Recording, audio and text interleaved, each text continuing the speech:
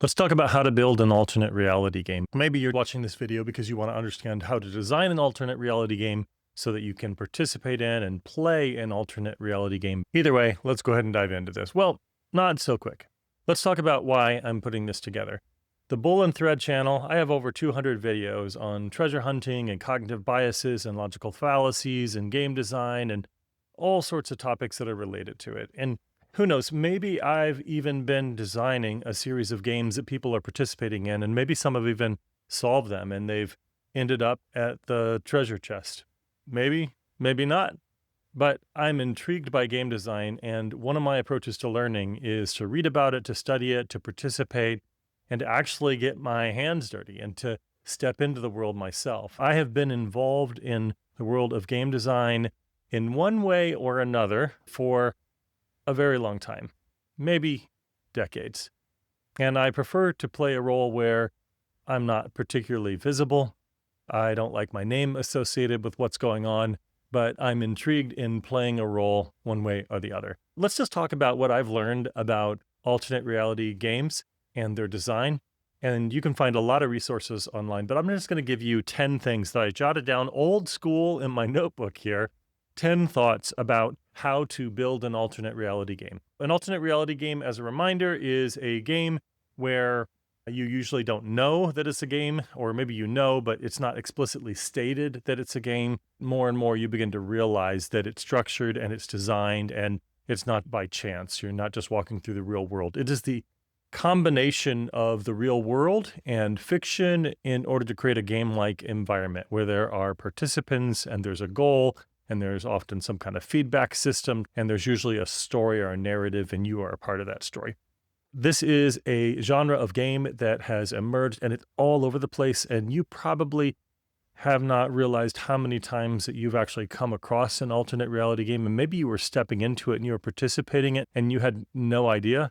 Maybe you were conscious of it, but it's a wild genre of game design, and it fascinates me, and it is far more ubiquitous than most people realize, especially in the digital world. The first thing that you really want to do when you're dealing with alternate reality game design is build a team. And when you're doing certain kinds of game designs, there are cryptographers and there are puzzle designers and even treasure hunt designers who sometimes do this as solo work. But it's incredibly hard, almost impossible to have a high quality alternate reality game that's done solo. It's best done with a team, and you usually have a team of people and you strategically think about the areas of expertise that you need and that you want in order to pull off a great alternate reality game. And it's not uncommon for these teams to plan and to build a game, and the planning phase is longer than the actual game itself once it launches to its conclusion. Building a team is important. You can start with a handful of people. You can certainly do this with your friends. You don't need to necessarily bring in all of these world-class experts and psychologists and behavioral economists and programmers and media designers and performance studies experts and all of those kinds of things. While some do tap into those and related fields, you can put a group of people together who love games and they're interested in game design, and they can design a pretty neat alternate reality game.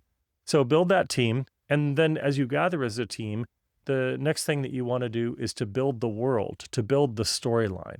Alternate reality games have a narrative. It is a story that people step into, and it has the common features of a great story. There are characters, there is a plot, there are complexities along the way.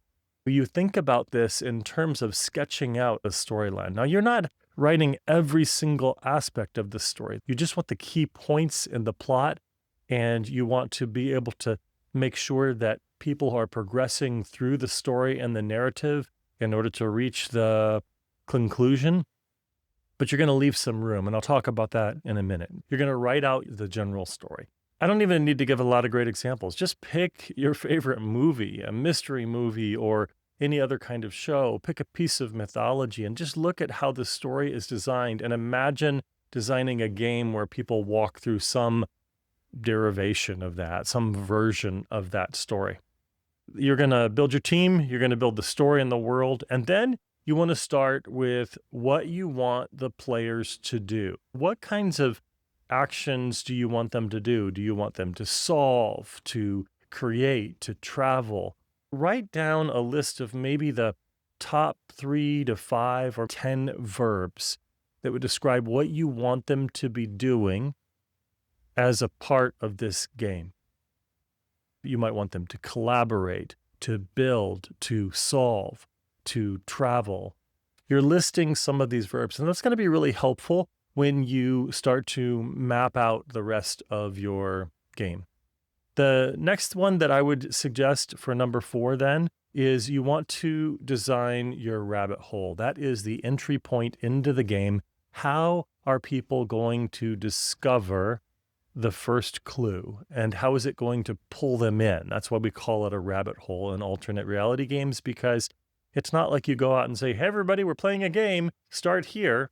That's a part of the alternate reality game, is you're not stating that it's a game. You need to think really carefully about what the rabbit hole is going to look like. And as we've seen with many others, like The Beast and other famous alternate reality games, it might be a credit at the end of a trailer or a movie. It could be a QR code that's on a website, or a phone number that's hidden in the background of a video or an image.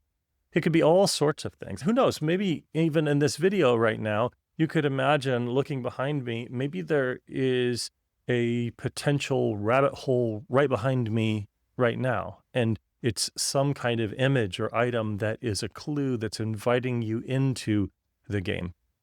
That's the idea, is that it's subtle, but it's discoverable, and curious people are going to notice it, and you're going to start to see momentum build as more and more people start to step into the game world. You want the rabbit hole to be something that's complex, that's not so obvious that people know immediately, hey, I'm in a game.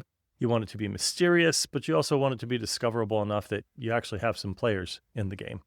And then the 5th one is this. You want to design your clue chain. There have to be actions that people take, and they're going to run into some sort of clue or something that leads them to the next phase of the game.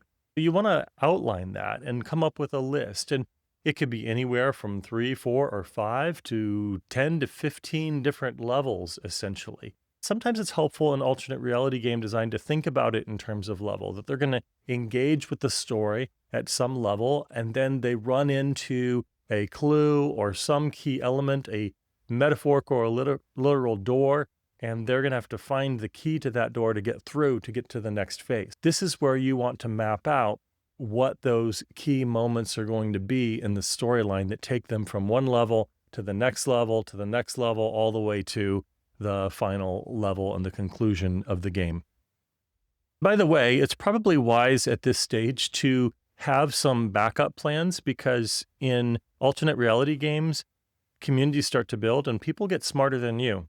It's wise to have a series of backup plans. What are backup characters that you might interject into the story, or backup clues or surprises or twists or surprise information that you might interject at some point along the way? That's one of the things that's neat about alternate reality games, is it's not typically a game that you just launch and sit back and watch people participate in. There is a puppet master. There are observers on the team who are watching what's happening, and you're adapting the game to the actions of those participating in one way or another. Brings us to the next level and the next point, number 6, which is to plan for some white space. You don't want to make your story so carefully scripted that there's not room for some creativity and the community of gamers to actually contribute something to the game themselves. Leave a little bit of white space for that. And because you are engaged as the game designer, potentially you as the puppet master, you can always interject, and you have white space where you can actually get involved and intervene and communicate. It's not uncommon in an alternate reality game for the designer of the game to be playing the role of a player in the game also. And that can be fascinating and intriguing and frustrating and delightful as well for all parties involved. The 7th one is you want to assign roles, because in an alternate reality game, it is this interesting mix. It's a different kind of media, and there are going to be roles that are assigned to different people. You'll have actors in the game oftentimes. You'll have people that are observing the players and are monitoring and adjusting and adapting. You want to start thinking about what roles do you need and assigning those roles and getting those divvied up. Then the eighth one is you want to set a timeline and some hard plot points. There should be something that keeps the game anchored and it keeps it going. There should be some key plot points along the way. It can get really messy really quickly if someone tries to design a game where there's a rabbit hole and there's a conclusion and there are no hard plot points in between. Sometimes it's wise to set some plot points so that there's at least a tiny bit of relief for the players along the way that gives them a sense that I am making progress. If there's no feedback and no sense of progress, you're going to see disengagement from your players. Hard plot points can be good moments for people to see that. Also, alternate reality games don't always release everything at the beginning. When you're setting your timeline, the plot points may actually be a time or a date in which you release no information. It could be based on a fixed date, or it could actually be based upon when the first 10 people make it to a certain level. It can actually be adaptive to the players of the game. And usually alternate reality games are designed in such a way that they do have start and end dates. Not always, but usually they just don't go on for decades and decades. Now, certainly there are some out there that have been designed in that way, at least from the perspective of the players. They don't know when the game has started or ended because maybe it's a game that cycles and it goes on and off, and people don't actually know when the new game is started and an old game has ended, but the game designers do. You want to be thinking about that as the designer.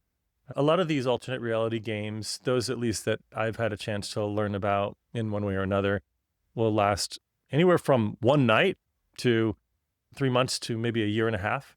And that's just a ballpark. It's all over the place. And then, of course, a ninth element is make sure that you're not breaking the "this is not a game" rule. That's one of the cool features of an alternate reality game. You're never explicitly stating that this is a game.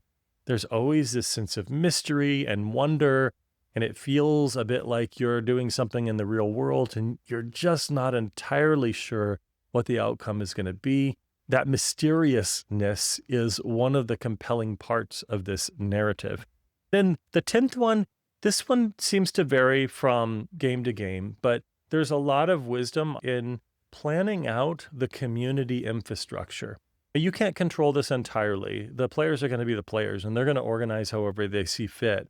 But oftentimes, as a designer of an alternate reality game, it can be really helpful if you are already setting the stage. Maybe you're already creating a little bit of room in Reddit for the community to emerge, or in Facebook, you're anonymously creating a Facebook group, or you're creating some other spaces. You're not explicitly telling anyone that you created it as part of the game, but you just happen to have created it. And of course, it gives you the benefit of knowing where some of the players are congregating so you can watch them.